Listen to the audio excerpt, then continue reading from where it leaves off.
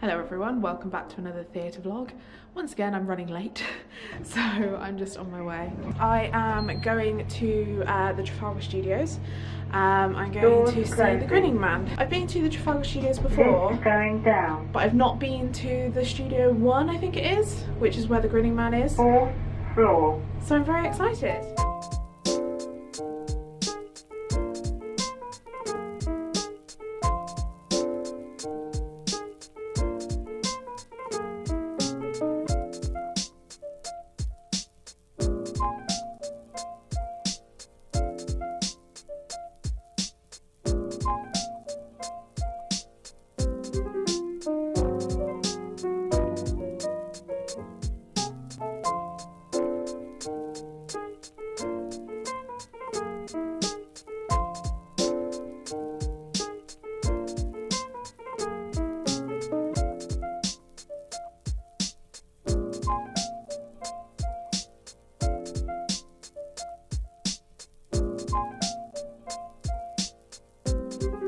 It's currently the interval of The Grinning Man. I went into the show not really having a clue what it was going to be about.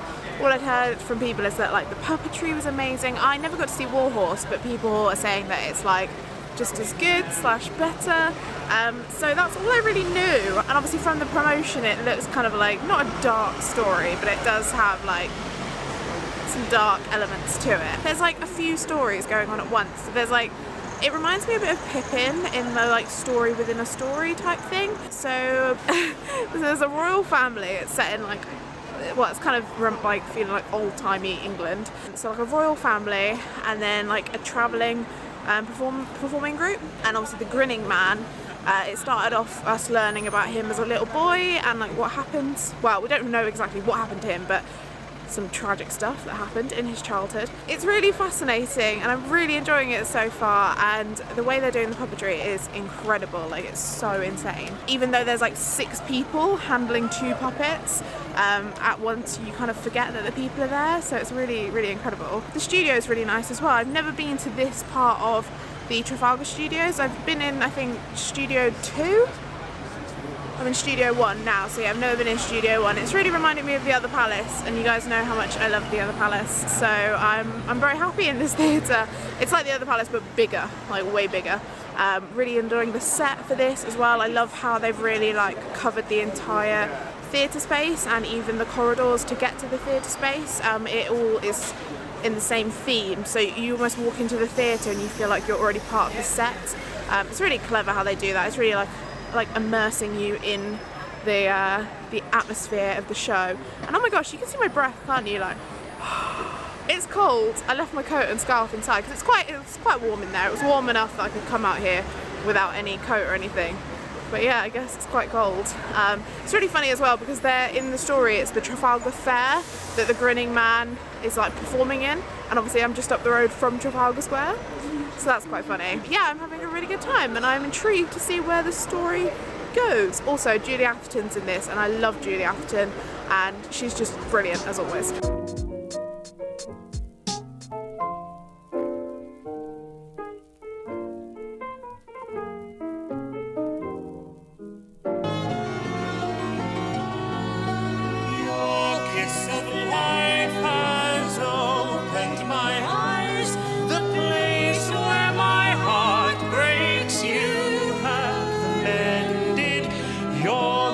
Of love has given me life, my sorrow and heartache you have mended.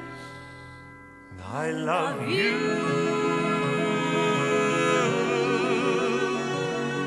I love you.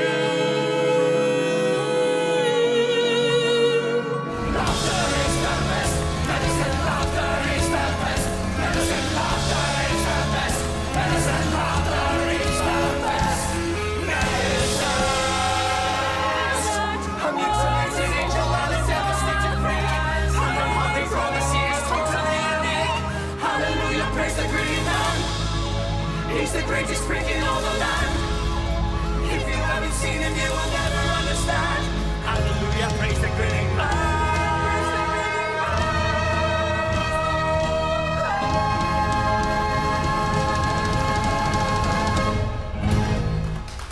Hello everyone and welcome back to the chatty section of the vlog. As you saw, I went to see The Grinning Man at the Trafalgar Studios. I'm not sure if I mentioned it in the vlog, but I booked my ticket on TodayTix. As you all know, I love TodayTix, and I just thought I'd chat you through that a little bit because for a lot of the dates that I was looking at, the TodayTix seats were at the very front of the stalls, and this is why I picked the Thursday to go, because they had seats that were a little bit further back. And I'd highly recommend that you go for seats that are further back. I'm sure the first few rows are okay, but you are very close to the action there, and I think there's a lot of stuff that you would miss out on in a sense. So that's a tip. Try and sit a bit further back just to be able to enjoy everything. Obviously, if you want to book tickets on TodayTix, you can use my referral code, which will be on screen now and linked in the description, to get £10 off your order if it's your first time purchasing tickets with the app. This was not my first visit to the Trafalgar Studios as a venue as a whole, but it was my first visit to this studio in Trafalgar Studios. So this was Studio 1 and it is much larger than Studio 2. Studio 2 I saw Vanities in back in October 2016, so over a year ago now. I don't know why I've just not been to the Trafalgar Studios since. I feel like there's always stuff there that I'm like, oh, I must see that, and then it comes and goes and I've not seen it. But this I definitely needed to see because it sounded so interesting, and also Julie Atherton is in the cast and I love Julie Atherton as an actress. I think she is fantastic and I will go and see her in stuff. Simple. Anyway, back to talking about the venue. As I mentioned, obviously they've done a lot of decorating, not just within the auditorium itself, but within like the corridors around the auditorium. And it's so immersive. It's really cool. And yeah, I loved the venue. I'm definitely going to be back. The Grinning Man premiered at the Bristol Old Vic, and I remember hearing really good things about it from even when it was there in Bristol. So I knew that when it came to London, I needed to see it. I couldn't miss out on seeing it. As with most shows that I go to see, I didn't know much about this show. I think I'd literally just made guesses based on the promo art and a few reviews mentioning that it was like akin to Warhorse. And I've just read that the director of this show is the same director as Warhorse. I didn't get to see Warhorse. How many times did I just say Warhorse? I didn't see it, unfortunately. I stupidly missed out in the West End and on tour. I'm dumb. I know it's something I need to see at some point. But even just from reading that, obviously I knew that puppetry was going to play a key factor in this show. And I find puppetry in theatre so mesmerising, especially when it's done as well as it's done here. The main piece of puppetry that's used throughout the course of the show is two actors, I don't know if the word imitating is correct, but puppeteering a dog, but kind of like a wolf as well. Like it seems like a mix of a wolf and a dog. It's incredible how with puppetry you can forget that there's people there. It's mesmerizing to me, especially in the way they do the small movements and the body language.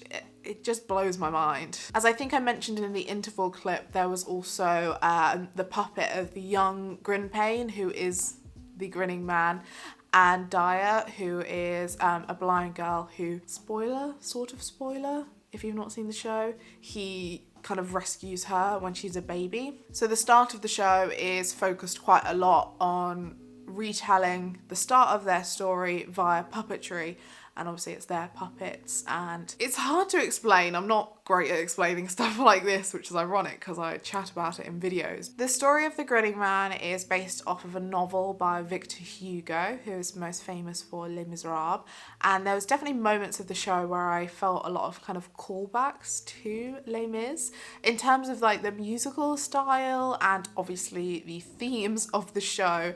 It was very eerie in a sense. I personally thought the story was fascinating. It's ironic in that the story wasn't exactly nice or humorous, but there were a lot of comic elements in this show. A lot of time was spent laughing. It's done really well in that you are laughing, but at the same time feeling really bad about laughing. Okay, I need to talk about the cast of this show. So obviously I've mentioned that Julie Atherton is in this show, and she plays primarily the Queen, but also did some of the puppetry at times, which is no surprise because she's previously been in Avenue Q. I just think that she is fantastic. She is so good. Her singing voice is beautiful, but especially in roles like this, it's her comedy that shines, and the way that her character transforms throughout the show, she just performed it perfectly. I'm obsessed with her acting and her comedy, and I am so happy to see her in a show again. Louis Maskell plays the Grinning Man, and I don't believe I've seen him in anything, but I will definitely be keeping tabs on him from now on because his singing voice was beautiful and his acting was amazing, especially considering that for the majority of the time he had the cloth around the lower half of his face. To be able to still act in such an emotive way with half your face covered, I was blown away. Sana Den Beston played the role of Dea, and again, I believe this is the first time that I've seen her in a show. Her singing voice was absolutely stunning, and the way she performed this role was so impressive. I have to give one more shout out, and that is to Sophia Mackay, who plays the role of Grinpane's mother, because she had the most gorgeous singing voice. It really reminded me of Cynthia Erivo's voice, and it was just such a joy to listen to. And her acting in this role, which has some really heartbreaking moments, it just worked perfectly. I thought this show was really clever in the way that they told the story through various elements, such as some of the set pieces and changing it from like the version that we were seeing on stage into almost like a miniature version to show the passing of time, and just some of the things that they did within the theatre I just thought were brilliant and so perfect for the piece. I really enjoyed this show. The only sort of criticism that I'd have is that it felt like in Act 2, the main story was wrapped up very quickly, and it almost felt like Act 2 should have ended within like half an hour, but then obviously a lot more kind of stuff happened that kind of felt like it was just a little bit dragged out, in my opinion. But anyway, if that's the only flaw I have to say about a show, I think that's pretty good. If you've been to see The Grinning Man, either in Bristol or in London, I'd love to know your thoughts on the show. Please do let me know in the comments below. I really hope you've enjoyed this video, and if you have, please do give it a thumbs up and subscribe to my channel if you haven't already and you'd like to see more of me in the future. I make a lot of theatre content, so if you enjoy that, then you should follow me. I'm also doing Vlogmas at the moment, which means a new video every day up until Christmas. I hope you're all doing really well, and I will see you tomorrow. Bye!